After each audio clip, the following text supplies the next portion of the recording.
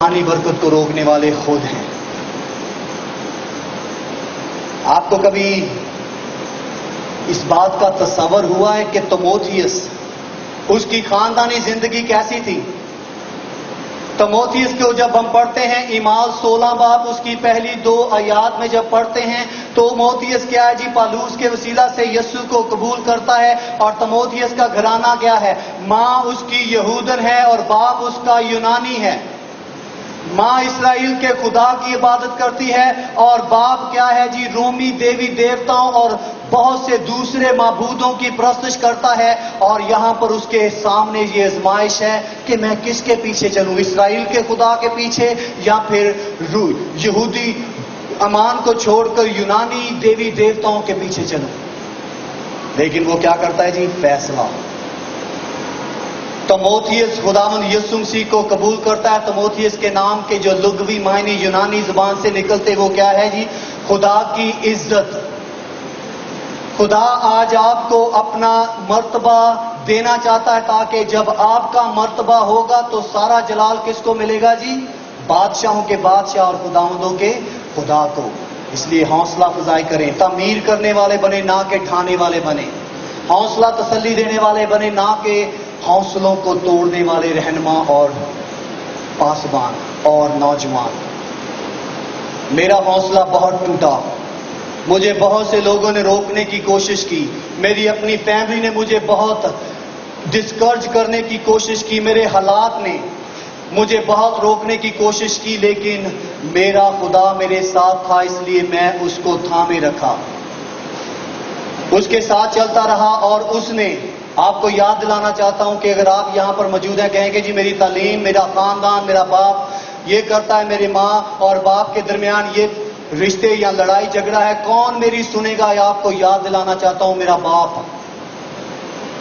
جادوگری میں، اس کی پیٹھ کو جا کر دیکھیں، چھریوں سے بھری ہوئی ہے، اس کے سر کو جا کر دیکھیں، اس کے زنجیروں کے سروں سے، اس کے سروں سے، زنجیروں کے نشانوں سے اس کا سر بھرا ہوا ہے۔ آروالا میں ابھی بھی مسیحی قبرستان میں مقبرے بنے ہوئے جہاں پر لوگ آ کر کیا کرتے ہیں جی؟ جھک کر ان مردہ لوگوں کی جو ہمارے آباء و اجداد ہیں سجدہ کرتے ہیں۔ نام ہے ایک مشہور۔ کیا ان باتوں نے مجھے روکا؟ تو پھر آپ کو اور مجھ کو اس بات پر سوچنے کی ضرورت ہے کہ پالوس رسول کہتا ہے کوئی تیری جوانی کی حقارت نہ کرنا پائے۔ اگر آپ کی زندگی میں کوئی رکاوٹ ہے تو اس رکاوٹ کو اپنا زور بنائیں۔ میں نے اپنی زندگی میں یہ بات اپنے دوست تموتھیوس سے سیکھی۔ اس نے کہا کہ میں نہیں چاہتا کہ کوئی میری جوانی کی کیا کرے جی؟ حقارت کرے، حقارت کرے۔ حقارت کا مطلب ہے کسی کو نیچا کرنا، کسی کو بہت ہی ذلیل جاننا، کسی کو بہت ہی کم تر جاننا۔ اگر خدا ہماری طرف ہے، رومیوں 8 باب، تو وہ کہتا ہے کہ کون ہم پر نالش کرے گا، کون ہم کو حقیر جانے گا؟ وہ خدا جس نے اپنے بیٹے کو قربان کر دیا اور دریغ نہ کیا، ہم سب کی خاطر دے دیا، اس کی محبت سے کون ہمیں جدا کر سکتی ہے؟ موت، تنگی، اکال، ننگا پل، مصیبتیں، جدائیاں، استقبال کی، حال کی، مستقبل کی فرشتگان، کون سی بات ہم کو روک سکتی ہے کہ ہم حوصلہ پا کر دوسروں کا حوصلہ نہ بنے؟ اس لیے اگر طریقی میں سے نکلے ہیں تو اس کے بعد پھر ہمیں یسوع مسیح کے ساتھ رفاقت رکھنی ہوگی، اور جب ہماری رفاقت ہوگی تو ہم اس میں تعمیر ہوں گے، اور جب ہم اس میں تعمیر ہوں گے تو پھر ہم دوسروں کا حوصلہ اور تسلی بنیں گے، اور جب ہم دوسروں کا حوصلہ اور تسلی بنیں گے تو پھر کیا ہوگی جی؟ روحانی اصلاح ہوگی، روحانی ترقی ہوگی، روحانی تہذیب اور طریقہ سلیقہ آئے گا تاکہ ہم اپنی اصلی حالت کو دیکھ سکیں۔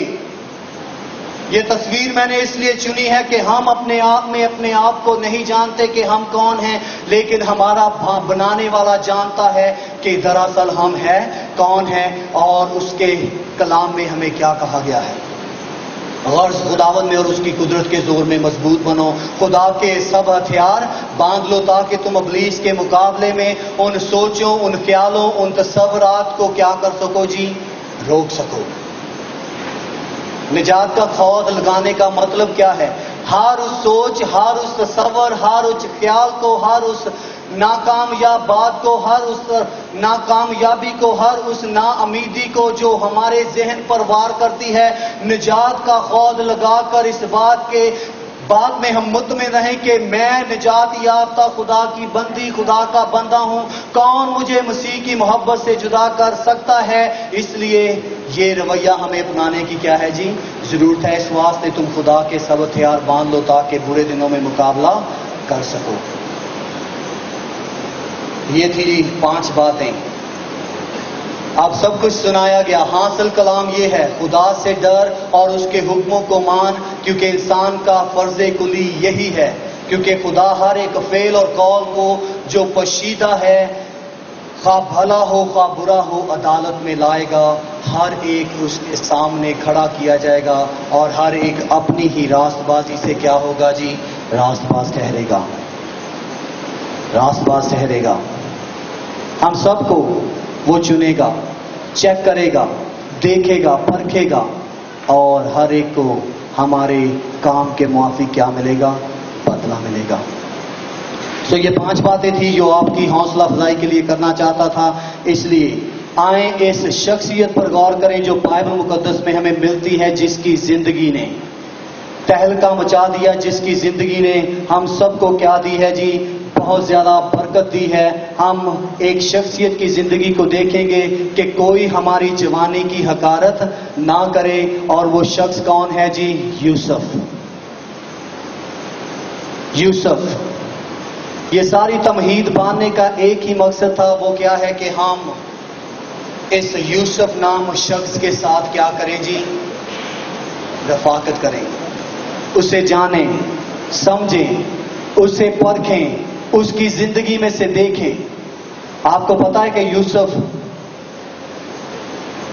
اس کے خاندان کے جو حالات ٹھیک ویسے ہی جیسے ہم دیکھتے ہیں تموتھیس کے، ماں ایماندار، باپ غیر ایماندار، لیکن تموتھیس کو کوئی بات روک نہ پائی کہ وہ زندہ خدا کے پاس آئے۔ اگر آج آپ کو کوئی روک سکتا ہے تو وہ آپ خود ہیں کہ اپنی زندگی میں خدا کے منصوبے سے محروم ہوں، اور اگر آپ اس کے منصوبے کو سمجھ کر چھوڑ دیتے ہیں تو آپ بہت ہی جو لفظ جو استعمال کیا جاتا نہیں بائبل مقدس میں، بڑے ہی کیا ہوں گے جی؟ بد قسمت ہوں گے۔ تو یوسف کی زندگی کو جب ہم دیکھتے ہیں، پہلی بار وہ کہاں پر ہمیں دکھتا ہے جی؟ یوسف پہلی بار ہمیں دکھتا ہے جی جب ہم کو دیکھتے ہیں یعقوب کے 11 بیٹے تھے، اور یعقوب کا جو 12واں بیٹا وہ کیا ہے جی؟ راخل سے پیدا ہوا۔ اس کا ایک بھائی بنیامین تھا جو کیا تھا جی؟ راخل کا دوسرا بیٹا تھا۔ تو اس خاندان کو دیکھتے ہیں، یعقوب کی 4 بیویاں، توبہ توبہ توبہ توبہ، 11 بچے، اور 12واں یوسف۔ تو میں چاہتا ہوں اس کی زندگی میں تھوڑا سا ہم غور کریں کہ وہ کیا تھا جی۔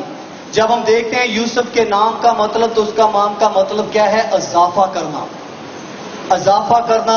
اور اسی لیے اس کی پیدائش پر اس کی ماں نے کیا کہا تھا؟ پیدائش 30 باب اس کی 24ویں آیت کو دیکھتے ہیں، خدا نے مجھے ایک بیٹا بخشا اور اس نے اس کا نام یوسف یہ کہہ کر رکھا کہ خدا مجھے ایک اور بیٹا بخشے۔ اور ایسا ہی ہوا۔ یوسف کے بعد کون پیدا ہوا جی؟ بینجمن، جسے بنیامین کہتے ہیں۔ اس کا نام بنونی تھا، یعنی کہ اپنے ماں کا یا باپ کا غم، اور اس کے باپ نے اس کا نام کیا رکھ دیا؟ بنیامین رکھ دیا، یعنی کہ اپنے باپ کا دایاں ہاتھ۔ نام بہت اہم ہے پرانے عہد نامہ میں۔ اگر آپ کو فرصت ملے تو ضرور اپنے نوٹوں میں لکھ لیں، اپنا نام لکھیں اور جا کر گوگل پر چیک کریں کہ آپ کے نام کے لغوی معنی کیا ہے۔ اس کے مطابق دیکھیں اور سمجھیں کہ کیا آپ اپنے نام کے مطابق جو نام دیا گیا ہے زندگی بسر کر رہے ہیں۔ اگر آپ کا نام بھلا ہے تو اس کے مطابق زندگی بسر کریں، اگر برا ہے تو اسے تبدیل کریں، جیسے یعقوب نے اس کے بیٹے بنیامین کا نام بنوینی رکھا اور بنوی رکھا، اور اس کے بعد کیا دیکھتے ہیں؟ اس نے اس کا نام بدل دیا، کیونکہ اس کی وفات کے دوران اس کی ماں راخل کیا ہوگی جی؟ وفات پا گئی۔ تو ہم یوسف کو پہلی بار دیکھتے ہیں جب وہ کیا کرتا ہے جی؟ पैदाइश के दिन उसकी माँ उसको क्या करती है, उसका नाम रखती है, वहां पर हम देखते हैं। दूसरी बात हम यूसुफ को देखते हैं। दूसरी मर्ता जब यकूब और सऊ से उसकी क्या होती है जी, मुलाकात होती है। यकूब की जिंदगी में हम बहुत से सबक सीख सकते हैं। इसके लिए हम 1, 2, 3 महीने तक अगर रोज हफ्ते में 7 दिन स्टडी करें तो हमारे पास कम वक्त पड़ेगा। ये ऐसी शख्सियत है जिसका पुराने अहदनामा में सबसे ज्यादा जिक्र मिलता है पैदाइश की किताब में। पैदाइश की किताब के 37वें बाब से 30वें बाब से लेकर 50 बाब तक क्या है जी, यूसुफ की जिंदगी का हमें क्या मिलता है जी, जिक्र मिलता है। और उसमें हम बहुत सी खासियत और बहुत से बरकत की बातों को देखते हैं। और इसीलिए आज हम उस पर गौर करेंगे कि यूसुफ की जिंदगी में ये बात बड़ी ही जबरदस्त आती है कि कोई उसकी जवानी की क्या ना करे जी, हकारत ना करे। सो इसलिए यूसुफ को हम देखते हैं दूसरी बार जब उसके चाचा के साथ उसकी मुलाकात होती है और वहां पर वो क्या करता है, उसे सजदा करता है। यूसुफ के पास हर एक वजह थी कि वो इस्राएल के खुदा का इनकार करे कि बचपन ही में उसकी मां मर गई। हमारा साइकिल पंचर हो जाता है तो हम कहते हैं आज मैं विजिट नहीं जाना।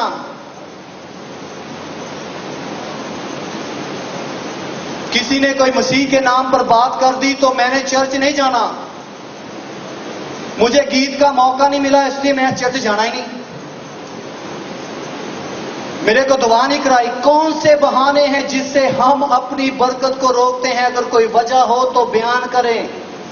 यूसुफ की मां मर गई उसके बचपन ही में। वो ऐसा जबरदस्त खुदा का खादम है जिसके बारे में आपको बताना चाहता हूं। खुद जाकर मुतालिया कर लें इन सारे के सारे बापों का।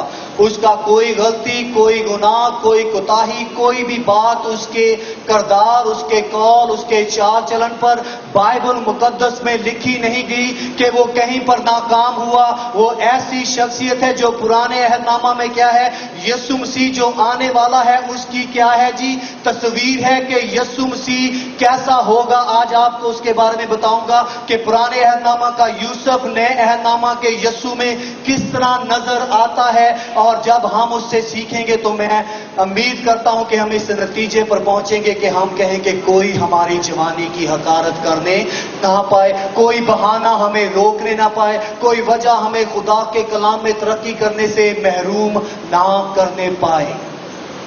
अगर आज वो नौजवान और बेटी और बेटा आप हैं, गीत नहीं गाने दिया, मेरा नाम नहीं लिया, मेरे चंदे का ऐलान नहीं किया, मुझे मौका नहीं दिया, इसलिए मैं गिरजा घर नहीं जाऊंगा, आपको बताना चाहता हूं